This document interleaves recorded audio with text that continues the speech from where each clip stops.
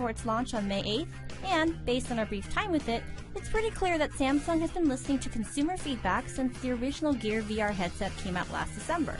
As you can see, in terms of design, the Gear VR for S6's shape has been tweaked some. The back straps have been angled down a bit more, the touchpad has been recessed, and the back button has been moved to above the touchpad.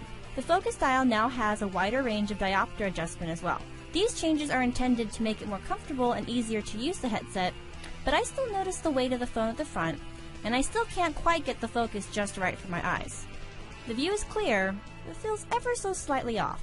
The Gear VR for S6 also features a USB port, which its predecessor didn't have. So if you don't mind being tethered to a wall, you can be in VR indefinitely. It's not a charging port though. It only passes through power to the phone if VR is active, and it's just enough juice to zero out what's being drawn. When using the Gear VR for S6, a couple of things jump out right away.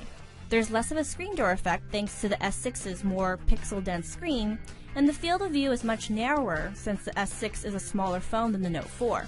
It's not a bad trade-off, but it is noticeable.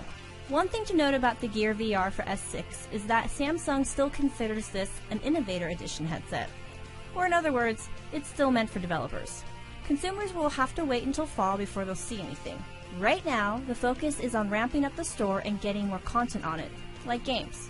Of the 3 games I've tried, Keep Talking and Nobody Explodes has been the most inventive of the bunch. The person wearing the Gear VR headset must describe a bomb to other people in the room, who then have to consult charts and give instructions on how to defuse the explosive.